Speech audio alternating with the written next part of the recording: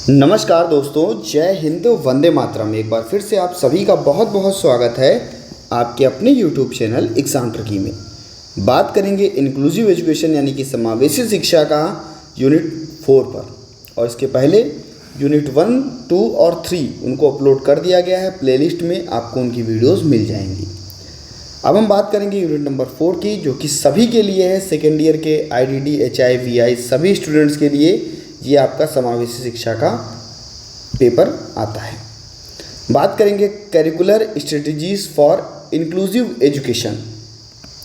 जो भी शिक्षण या सीखने में जो भी समावेशी शिक्षा के लिए पाठ्यक्रम रणनीतियाँ बनाई जाएंगी, उसमें हम 2E एक्सेप्शनल चिल्ड्रन के लिए यानी कि अपने हम ट्वाइस एक्सेप्शनल चिल्ड्रन के लिए कौन कौन से करिकुलर चैलेंजेस यहाँ पर आपको देखने को मिलेंगे और किस डिसेबिलिटी के साथ में, तो यहाँ पर हम लोग बात करेंगे। सबसे पहले हम लोग बात करते हैं 2E एक्सेप्शनल चिल्ड्रन की। तो भाई आप लोगों ने फर्स्ट ईयर में पढ़ा, देन आपको यहाँ पर पढ़ने को मिल रहा है। तो हम कहते हैं कि जो हमारे 2E छात्र होते हैं उनके पास बौद्धिक क्षमता जो होती है वो काफ़ी बेहतर होती है।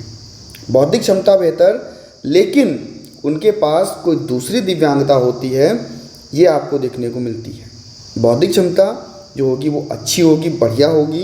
यहाँ पर हम कह सकते हैं कि वे बच्चे होते हैं जिनमें प्रतिभा तो होती है, यानी कि बौद्धिक क्षमता तो होती है, लेकिन और किसी विशेष शिक्षा की आवश्यकता, यानी कि उनमें प्रतिभा भी होगी, उन बच्चों में वे बच्चे प्रतिभाशाली भी होंगे, उनमें जो बौद्धिक क्षमता है वो अच्छी होगी, लेकिन उन्हें फिर भी विशेष आवश्यकता देनी होगी। ये दोनों चीज़ें देखने को मिलती हैं हमारे 2E एक्सेप्शनल चिल्ड्रन में। या बच्चे एक ही समय में असाधारण क्षमता और दिव्यांगता दोनों दिखाते हैं। उनके पास में असाधारण क्षमता भी होती है, जिनके पास बहुत अधिक बुद्धि लब्धि होगी, और दिव्यांगता इनके पास दोनों चीज़ें आपको देखने को मिलती हैं। या बच्चा गणित में अत्यंत प्रतिभाशाली हो सकता है, लेकिन उसमें डिसलेक्सिया यानी कि पढ़ने की कठिनाई हो सकती है। अब आप समझ गए कि भाई एग्जाम्पल भी दिया गया है कि हो सकता है बच्चा गणित में बहुत अच्छा हो, बहुत बढ़िया हो, प्रतिभाशाली हो, लेकिन क्या है भैया, उसमें जो है कि अपना उसमें डिसलेक्सिया देखने को मिलती है, यानी कि पढ़ने में अक्षमता देखने को मिलती है। तो हम कहते हैं ये भैया कौन है आपका 2E, यानी कि 2 बार असाधारण छात्र है। कहेंगे ट्वाइस एक्सेप्शनल चिल्ड्रन बच्चों को समझने और उनकी विशेष आवश्यकताओं को पूरा करने के लिए विशेष शिक्षा और रणनीति की आवश्यकता देता है। इसके लिए समर्थन की आवश्यकता होती है, उनकी प्रतिभा को बेहतर किया जाए और इनकी कठिनाई को जो है वो सुलझाया जाए। यहाँ पर विशेष आवश्यकता वाले छात्रों और 2E विशेष गुणों वाले के लिए पाठ्यक्रम संबंधी चुनौतियाँ। तो यहाँ पर जो पाठ्यक्रम संबंधी चुनौतियाँ देखने को मिलती हैं वो देखने को पहले मिलती है उपयुक्त संसाधनों की कमी। अगर हमें विशेष आवश्यकता देनी है बच्चे को, तो ऐसे संसाधन की हम आवश्यकता देंगे जो उनकी विशिष्ट ज़रूरतों को पूरा कर सकेगा, जैसे ब्रेल लिपि, साइन लैंग्वेज और शारीरिक सहायता के उपकरण। संसाधनों की कमी है तो उनमें शिक्षा में क्या आती है, बाधा आती है। अगर कोई भी संसाधन की कमी देखने को मिलती है तो उसमें क्या आता है, शिक्षा में बच्चे की बाधा आती है। देखने को मिलता है कि भाई समावेशन में भी कमी देखने को मिलती है। कहते हैं कि बहुत से ऐसे स्कूल हैं, बहुत से ऐसे विद्यालय हैं जहाँ पर समावेशी शिक्षा का वातावरण पूरी तरीके से नहीं मिल पा रहा है, यानी कि उस वातावरण का अभाव है। तो बच्चे क्या मुख्य धारा से बहुत अच्छी तरीके से जुड़ पाएंगे? तो उनको क्या देखने को मिलता है, हमारे विशेष बच्चों को, कि भैया उनमें अलगाव होने लगता है। तो ये भी देखने को मिलता है, चुनौतियाँ होती हैं यही। कहेंगे विशेष शिक्षा या विशेष शिक्षकों की कमी देखने को तो ये भी मिलता है कि भाई शिक्षक तो हैं विशेष बच्चों को पढ़ाने के लिए, लेकिन हो सकता है विद्यालय में साइन लैंग्वेज इंटरप्रेटर ना हो, विद्यालय में ब्रेल लिपि वाला कोई शिक्षक ना हो, विद्यालय में ऐसा कोई शिक्षक ना हो जो हमारे बौद्धिक अक्षम बच्चों को, ऑटिज्म बच्चों को पढ़ा सके। तो अगर शिक्षकों की कमी है तो भैया छात्र वहाँ पर क्या करेगा, उसकी ज़रूरतें नहीं प्राप्त हो पाएंगी। तो ये भी एक चुनौती है, इसको भी हमें पूरा करना है। अगर हम बात करें अनुकूलन की कमी, भाई एडेप्टेशन सभी को चाहिए कि वो अच्छे से सीखें, अच्छी विधियों से सीखें, अच्छे शिक्षण गतिविधियां लगाई जाएं, सभी को आवश्यकता है। और वो नहीं मिल पाती तो बच्चा क्या करता है, सीखने में कठिनाई दिखाता है। इसके बाद में हम बात करें, जब 2E बच्चा होगा तो उसके लिए क्या क्या चुनौतियाँ होंगी, तो हम कहेंगे पहचान और निदान की कमी। जब 2E बच्चा है, विशेष गुणों वाले बच्चों की पहचान करना ये कठिन हो जाता है, क्योंकि उनके पास उच्च बुद्धि लब्धि तो होती है लेकिन और कोई विशेष आवश्यकता भी हो सकती है, इसलिए उनकी बुद्धि उनके विशेष आवश्यकता को छिपा सकती है, इसके विपरीत कार्य करा ही सकता है। इसके बाद समझ में अंतर देखने को मिलता है। सीखने की गति तो बहुत अच्छी है बच्चे की, बच्चा समस्या समाधान बेहतर कर ले रहा है, लेकिन भैया क्या है, सामान्य पाठ्यक्रम जब वो पढ़ रहा है तो उसको चुनौतियां देखने को मिल रही हैं, नहीं कर पा रहा है। तो ये क्या है, बच्चे की विशेष आवश्यकता देखने को मिलती है। बच्चे में समायोजन की आवश्यकता होती है, तो ये विशेष बच्चे के लिए पाठ्यक्रम और शिक्षण विधियों को हम समायोजित करके अगर देते हैं, अच्छा करके देते हैं, तभी क्या करता है, बच्चा समर्थन बेहतर मिल पाता है और बड़ी चुनौतियाँ देखने को मिलती हैं। इसके बाद में अगर हम लोग बात कर लें 2E बच्चे की, तो कहेंगे समावेशन और सामाजिकरण। ये बच्चे सामाजिक और भावात्मक चुनौतियों का भी सामना कर सकते हैं। उनकी विशेष आवश्यकताओं और उच्च बुद्धि के कारण उन्हें सहपाठियों और शिक्षकों के साथ सामंजस्य बिठाने की कठिनाई होती है।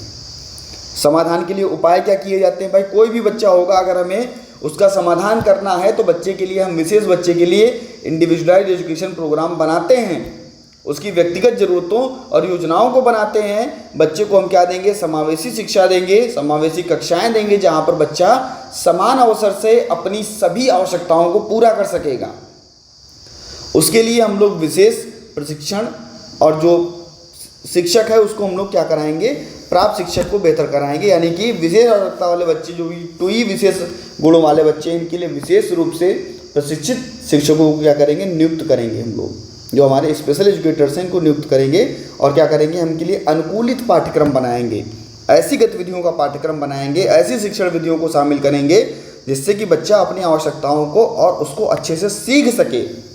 तो यही सारी चीज़ें आपको देखने को मिलती हैं अपने 2E एक्सेप्शनल चिल्ड्रन में, जो आपको चुनौतियां और समाधान देखने को मिलता है। इसके बाद में हम बात करते हैं need of curricular adaptation. Need of curricular adaptation यानी कि ट्वाइस एक्सेप्शनल बच्चे के लिए पाठ्यक्रम अनुकूलन, 2E बच्चे के लिए पाठ्यक्रम अनुकूलन, क्योंकि यहाँ पर बात ही की जा रही है यूनिट 4 में 2E बच्चे की, ट्वाइस एक्सेप्शनल चिल्ड्रन की। तो हम कहेंगे जब पाठ्यक्रम अनुकूलन करेंगे बच्चे का, तो हम क्या बनाएंगे कि भैया व्यक्तिगत योजना बनाएंगे, उसकी ज़रूरतें, उसकी क्षमता, ऐसी शिक्षण योजना बनाएंगे जो उसकी प्रतिभा और कमजोरियों दोनों पर काम कर सके। उसकी प्रतिभा क्या है उसको बढ़ाया जा सके, उसकी कमजोरी क्या है उसको बताया जा सके। इसके लिए समृद्ध गतिविधियां कराना, बच्चों के लिए जो भी ऐसी एक्टिविटीज़ कराना जो हमारे असाधारण बच्चे हैं उनको हम विकसित कर सके, उनकी क्षमताओं को हम विकसित कर सके, ऐसी गतिविधियों को कराना। विशेष शिक्षकों का समर्थन देना, यानी कि ऐसे शिक्षकों की आवश्यकता देना जो विशेष शिक्षा और प्रतिभा दोनों के लिए या दोनों के क्षेत्र में जो है प्रशिक्षित हों, ताकि बच्चों की आवश्यकताओं को पूरा किया जा सके और उनका समर्थन किया जा सके। पाठ्यक्रम को कैसा बनाना, करिकुलम को फ्लेक्सिबल बनाना, लचीला बनाना। जब पाठ्यक्रम लचीला होगा तो बच्चा सीखने में रुचि लेगा, बच्चा गति करने को बेहतर करेगा और भैया उसकी प्रतिभा का विकास कर सकेगा। इसमें भैया असिस्टिव टेक्नोलॉजी यानी कि तकनीकी सहायता देना, उसमें तकनीकी उपकरण और संसाधन को बेहतर करना, विशेष ज़रूरतों को पूरा करना, जैसे कि अपना ऑडियो बुक्स के माध्यम से हम उनको बच्चे को पढ़ा सकते हैं, टेक्स्ट टू स्पीच के माध्यम से, इन सॉफ्टवेयर के माध्यम से हम बच्चे को और बेहतर बना सकते हैं। जो हमारी असिस्टिव टेक्नोलॉजी है, तकनीकी सहायता है, वो बच्चे को देना। इसमें भावात्मक और सामाजिक समर्थन देना, बच्चों की भावात्मक और सामाजिक आवश्यकताओं को ध्यान में रखते हुए जो भी सामाजिक कौशल है इसका विकास किया जाए। सहपाठियों के साथ में समावेशन, बच्चों को उनके सहपाठियों के साथ सामंजस्यपूर्ण वातावरण सीखने का मौका मिले, ताकि सामाजिक रूप से क्या हो सके, बच्चा विकसित हो सके। इन अनुकूलनों के माध्यम से ट्वाइस एक्सेप्शनल बच्चों को उनकी पूरी क्षमता तक पहुंचने में सहायता मिलती है और शैक्षिक जो व्यक्तिगत विकास है उसमें बाधा कम होती है। बच्चा बेहतर रूप से सीख सकेगा और अपनी बाधाओं को कम कर सकेगा। इसके बाद में बात करते हैं जो आपकी समावेशी प्रथाएं हैं, उसकी हम लोग बात करते हैं। किसके लिए?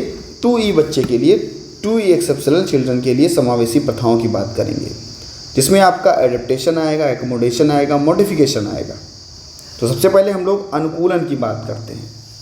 अनुकूलन में आपको पता है भैया कि अनुकूलन, ऐसा हमें अनुकूलन करना जिससे कि बच्चा बेहतर रूप से सीख सके, वो अपनी क्षमता, अपनी रुचि के अनुसार क्या कर सके, अच्छे से सीख सके, बेहतर रूप से सीख सके, और जो भी उसको गतिविधियां कराई जाएं उसमें वो अच्छे से भाग भी ले सके। हम लोग जब किसी भी चीज़ का अनुकूलन करते हैं तो कहते हैं कि भैया हम उसको बहुत फ्लेक्सिबल बनाते हैं, उसमें हम ऑडियो, वीडियो और इन सभी चीज़ों का प्रयोग करते हैं। क्यों करते हैं? जिससे कि हमको ये कह सकें कि बच्चा और बेहतर रूप से सीख ले, बच्चा और बेहतर रूप से सीख ले।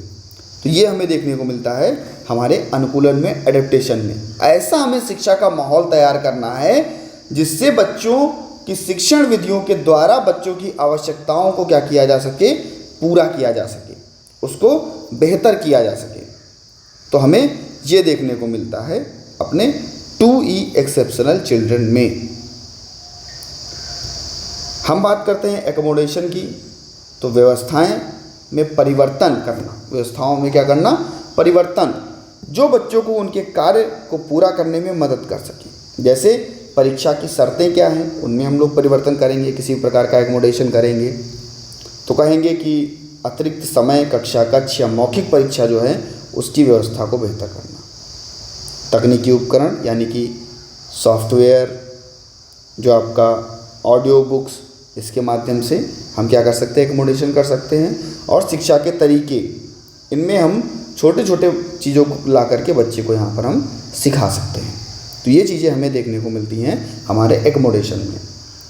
और मॉडिफिकेशन यानी कि संशोधन, जो भी बच्चे हैं उनको हम सरल रूप से, जो भी उनको शैक्षिक कार्यक्रम कराने हैं उनको हम संशोधित करके सरल रूप से उसके पाठ्यक्रम को बना सकते हैं।